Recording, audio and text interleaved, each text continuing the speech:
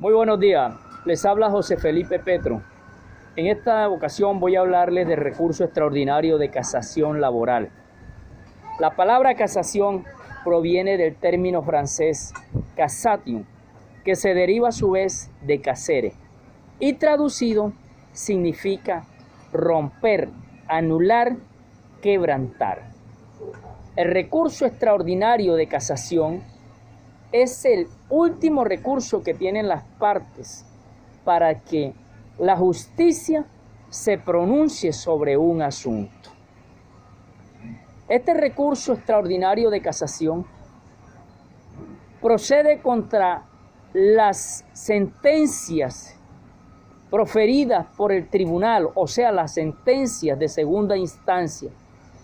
Aquellas sentencias que de alguna u otra manera han sido violatorias de la ley sustancial.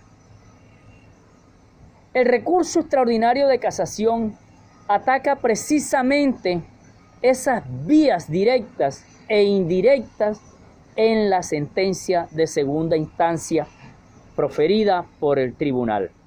¿Cuáles son esas vías directas que ataca el recurso extraordinario de casación laboral? Por ejemplo, la mala interpretación de la ley, la falta de aplicación de la ley, una inadecuada aplicación de la ley.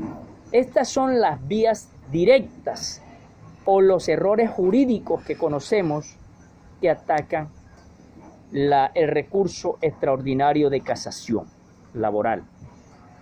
También encontramos las vías indirectas. Por ejemplo, cuando el tribunal realizó una inadecuada valoración o una apreciación indebida acerca de las pruebas, o en su defecto no consideró una prueba, este tipo de errores es lo que conocemos como los errores fácticos probatorios. Y son entonces las vías indirectas las cuales ataca el recurso extraordinario de casación laboral. Cabe entonces resaltar, para que lo tengamos en cuenta, que el recurso extraordinario de casación no es una tercera instancia más. Es el último recurso que tienen las partes, repito, para que la justicia se pronuncie o resuelva, en su defecto, un asunto.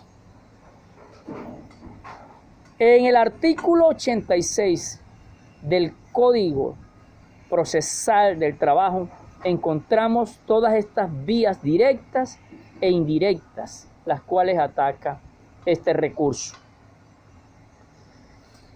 ¿Cuál es entonces el término para interponer el recurso extraordinario de casación?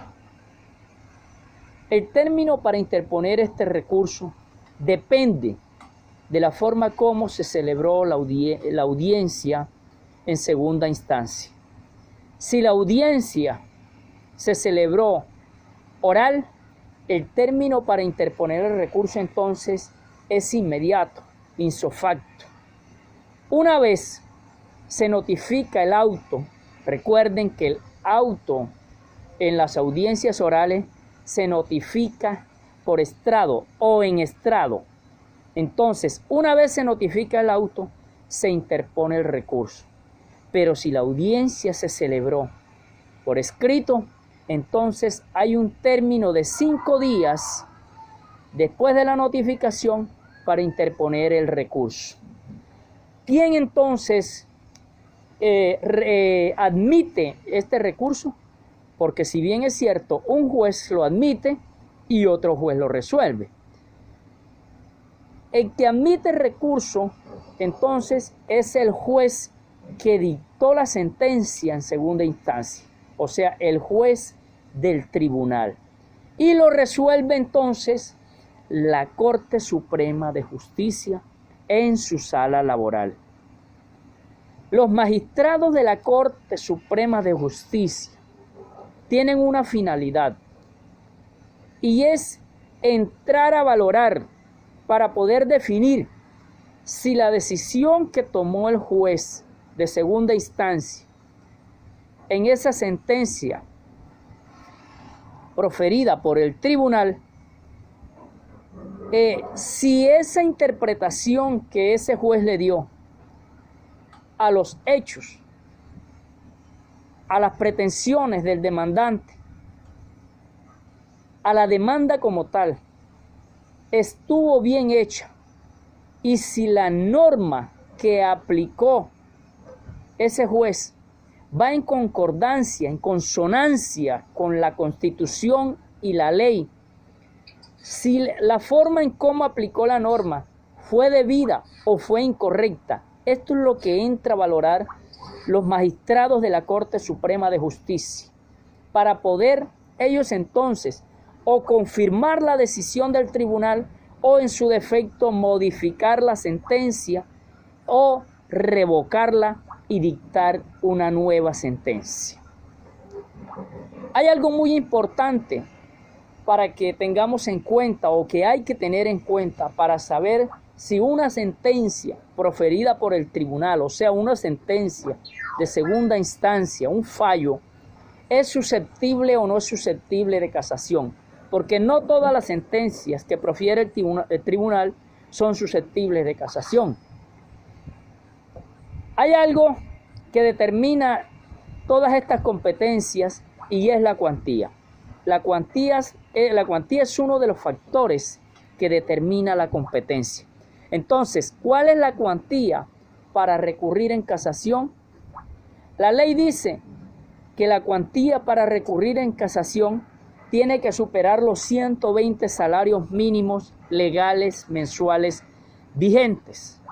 Si no supera este monto, entonces la sentencia no es susceptible de casación y el proceso finiquita o termina ahí. En Colombia, el salario mínimo legal se encuentra en 877.803 pesos. Si multiplicamos este monto por 120, nos da un equivalente de 105.336.360 pesos. Quiere decir que si la cuantía no supera este monto, entonces no es susceptible de casación. Ahora bien, ¿cómo se presenta el recurso extraordinario de casación laboral? El recurso extraordinario de casación se presenta mediante un formato de demanda. Se presenta en forma escrita, alterno a la demanda inicial. Así se presenta, teniendo en cuenta los hechos, las pretensiones y las excepciones de fondo o de mérito interpuestas por el demandante. Muchas gracias.